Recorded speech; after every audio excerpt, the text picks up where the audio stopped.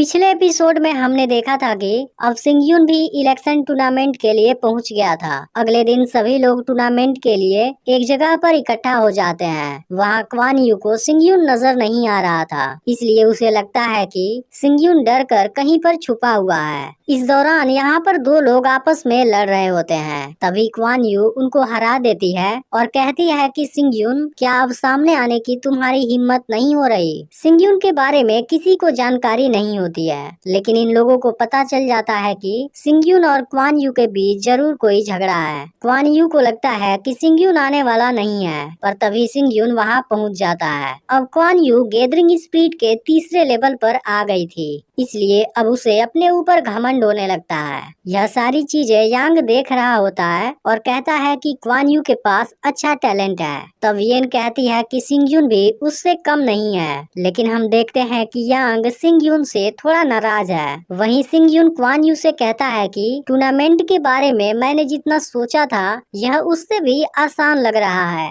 जिस पर Kuan you कहती है कि मैं देखती हूँ तुम कैसे इन सभी जीनियस को हराते हो और मेरा मुकाबला कर पाते हो। तब सिंगयुन वहाँ ऊपर खड़ा होकर सभी के सामने क्वान यू को हराने के लिए चैलेंज कर देता है। तभी यहाँ जिया लान, कांग फेंग, जी यांग और युन मेंग मार्शल हाउस के ग्रैंड मास्टर भी आ जाते हैं। इससे सभी लोग काफी एक्साइटेड हो जाते हैं, क्योंकि अब बाकी के पार्टिसिपेंट्स और ग्रैंड मास्टर आ गए हैं। इसलिए अब टूर्नामेंट कुछ समय में शुरू हो जाएगा। अब पांचों मार्शल हाउस के ग्रैंड मास्टर कंपटीशन को शुरू करने के लिए कहते हैं, जिसके बाद यह कंपटीशन ऑफिशियली शुरू हो जाता है। अब यहाँ पर एक रिंग मास्टर आता है और बताता है कि जिसका भी कल्टीवेशन रिजल्ट 8 या उससे ज्यादा होगा, केवल वही इस कंपटीशन को ज्वाइन कर पाएगा। अब रिंग मास्टर एक स्टोन से सभी के कल्टीवेशन लेवल को चेक करता है और जिसका भी कल्टीवेशन लेवल 8 से कम होता है उसे कंपटीशन से बाहर कर देता है। इसमें सिंगयुन का कल्टीवेशन लेवल 9 आया होता है। यह देख रिंग मास्टर कहता है कि ऐसे लेवल वाले को ग्रैंड मास्टर नोटिस भी नहीं करते, इसलिए शायद तुम्हें यहाँ से चले जाना चाहिए। तब सिंगयुन कहता है कि जब मैं इसके लिए एलिजिबल हूँ फिर यहाँ से क्यों जाऊँ। यह सुनकर रिंग मास्टर नाराज हो जाता है, पर तभी वहाँ एक लड़का आता है और सिंगयुन के लिए रिंग मास्टर से बहस करता है। इसके बाद रिंग मास्टर यहाँ से हट जाता है। अब सिंगयुन इसके लिए लड़के को थैंक यू बोलता है। फिर लड़का अपना नाम सियाओ फेंग बताता है और सिंगयुन से फ्रेंडशिप कर लेता है। तभी वहाँ सियाओ फेंग के और दो फ्रेंड आ जाते हैं। फिर सियाओ फेंग सिंगयुन से उनको इंट्रोड्यूस कराता है, जिनका नाम सुकी और लिन यी चुआन होता है। तब सुकी सिंगयुन से कहती है कि सियाओ फेंग हर वक्त कोई परेशानी खड़ा करता रहता है, इसलिए तुम उससे संभल कर रहना। उसी समय क्वान यू वहाँ आ जाती है। वह कहती है कि तुम लियू सियान को छिपाकर दूसरी लड़कियों के साथ मस्ती कर रहे हो। इसे सुनकर सिंगयुन यहाँ से जाने लगता है, जिस पर क्वान यू कहती है कि मैं देखती हूँ तुम कैसे मेरा सामना कर पाते हो। अब सियाओ फेंग आकर क्वान यू को रोकता है, जिस पर क्वान यू सिंगयुन से कहती है कि पता नहीं किस वजह से लियू सियान तुमसे प्यार करती है। यह सुनते ही सिंगयुन गुस्सा हो जाता है और कहता है कि ऐसा बोलने की तुम्हारी हिम्मत कैसे हुई। लेकिन अब रिंग मास्टर भी सिंगयुन को घूरने लगता है, इसलिए सिंगयुन फिर शांत हो जाता है। इसके बाद अब कंपटीशन का अगला राउंड शुरू हो जाता है, जिसमें रिंग मास्टर कुछ मशीन निकालता है और बताता है कि अब सभी के सोल वेपन का सुटेबिलिटी लेवल चेक होगा। इसमें जिसका भी सुटेबिलिटी लेवल 5 या इससे ज्यादा होगा, केवल वही अगले राउंड के लिए सिलेक्ट होगा। यह देख येन यांग से पूछती है कि इस बार यह टेस्ट क्यों हो रहा है। तब यांग बताता है कि सोल वेपन हमारे अंदर की एबिलिटी होती है। इसके सुटेबिलिटी लेवल से पता चलता है कि कोई कितना स्ट्रॉन्ग है। अब सभी कैंडिडेट्स अपने अपने सुटेबिलिटी लेवल को चेक करने लगते हैं, लेकिन शुरुआत में कोई भी ऐसा नहीं होता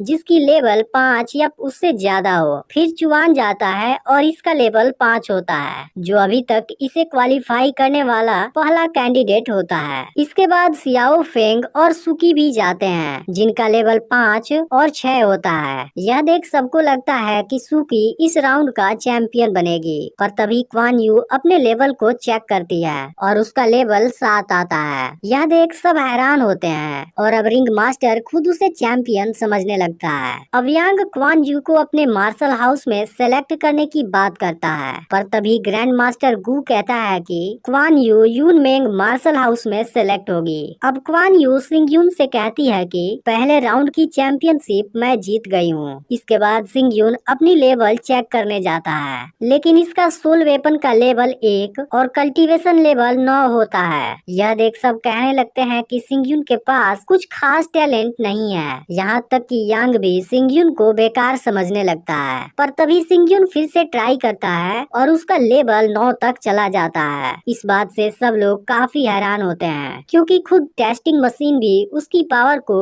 नहीं झेल पा रही थी। अब मार्शल हाउस के ग्रैंड मास्टर भी हैरान हो जाते हैं, क्योंकि इतने स्टेबिलिटी लेवल वाले केवल कुछ ही लोग होते हैं। अब सिंग यून इस राउंड का चैंपियन बन जाता है, जिससे क्वान यू को काफी गुस्सा आता है, लेकिन सियाओ फेंग और उसके दोस्त इस बात से काफी खुश होते हैं। अब रिंग मास्टर सभी को रेस्ट करने के लिए कहता है, क्योंकि अगले दिन इनकी असली बैटल होने वाली है। अब रात में सिंग यून एक जगह पर डिनर करने जाता है, जहां पीछे से उस पर कोई अटैक करने वाला होता है, लेकिन यान उस अटैक को रोक लेता है और आदमी वहां से भाग जाता है। फिर यह लोग अंदर जाते हैं। येन भी वहीं पर होती है और सिंग यून को देखते ही उसे बुलाने जाती है, लेकिन यांग उसे मना कर देता है। अब अगली सुबह कंपटीशन का अगला राउंड शुरू हो जाता है, जिसमें कैंडिडेट्स के बीच असली बैटल होने वाली है। मार्शल हाउस के ग्रैंड मास्टर इस राउंड को शुरू कर देते हैं। तब रिंग मास्टर बताता है कि मैं तुम सभी में से